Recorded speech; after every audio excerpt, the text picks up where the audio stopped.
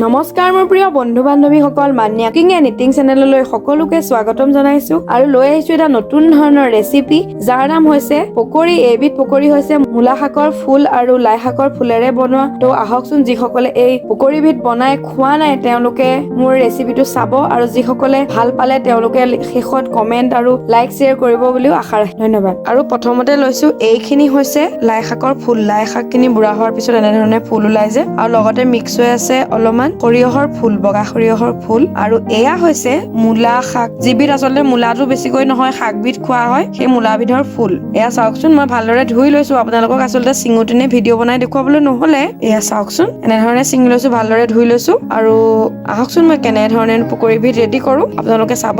এয়া চাওকচোন, এটা বাউলত এনেধৰণেৰে অকনমান মোহাৰি লৈছো। এইখিনি কটাৰীয়ে মিহিকৈ কাটি ল'ব লাগে, কিন্তু মিহিকৈ কটা নাই। এনেকৈ বনালে এটা বেলেগ এটা টেষ্ট আহে। আৰু যিসকলে এইটো মিহি মিহিকৈ কাটি ল'ব বিচাৰে তেতিয়া মিহি মিহিকৈ কাটি ল'ব পাৰে। এই ধৰণে হাতেৰে মোহাৰি লৈছো। আৰু এইখিনিতে মই এতিয়া দি দিম সোৱাদ অনুসৰি নিমখ, দি দিম কাটি লোৱা পিঁয়াজ, এনেধৰণেৰে কাটি লৈছিলো। দি দিম কাটি লোৱা পিঁয়াজৰ পাত, কাটি লৈছিলো নহৰুৰ পাত, অকনমান লৈছো ধনিয়া, এনেধৰণে দিছো।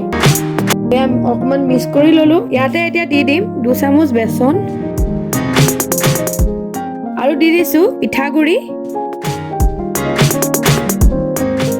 পিঠাগুৰি মই 2.5 চামুচ ব্যৱহাৰ কৰিছো আৰু 1 চামুচ দিছো ময়দা। পিঠাগুৰিখিনি দিলে ইয়াৰ পকৰি ক্ৰিস্পিটো বেছিকৈ হয়। পিঠাগুৰি কেইটামান আছিলে তাকো দি দিছো আৰু অকণ মিক্স কৰি ল'ম পানী নিদিয়াকৈ। প্ৰথমতে পানী নিদিয়াকৈ মিক্স কৰি ল'ম। ইয়াতে মই এতিয়া দি দিম পানী, অকণ অকণকৈ দিম, প্ৰথমতে বেছিকৈ দি নিদিওঁ। এনেধৰণেৰে মিক্স কৰি লৈছো। অকণমানকৈ পানী দি মই এইখিনি ৰেডি কৰি ল'ম। তাৰপিছত সানি ললো। ইয়াতে মই এতিয়া দি দিম ৰেড চিলি পাউডাৰ,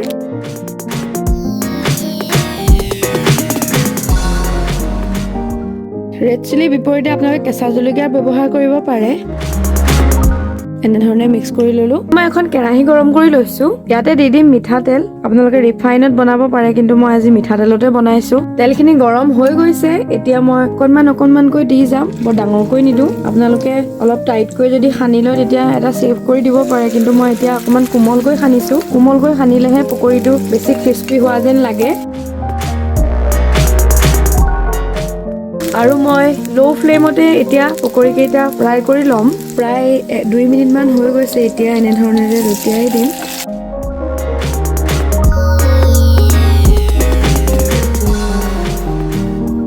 আকৌ ঠিক তেনেধৰণেৰে 2 মিনিটমান ল' ফ্লেমতে ৰাখি দিম। এইকেইটা ৰেডি হৈ গৈছে। এতিয়া মই এখন প্লেটলৈ কাঢ়ি ল'ম। ঠিক তেনেধৰণেৰে বাকী থকা কেইটাও মই বনাই ল'ম।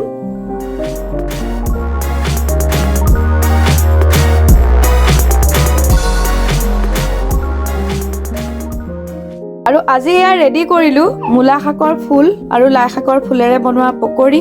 আৰু এইখিনি যে বনাবলৈ একেবাৰে সহজ, আৰু ফুলটো যিসকলে পকৰি বনাই খাই পোৱা নাই তেওঁলোকেও কিন্তু এদিন বনাই খাই চাবচোন। আৰু খাবলৈ যে বহুত বেলেগ এটা সোৱাদ।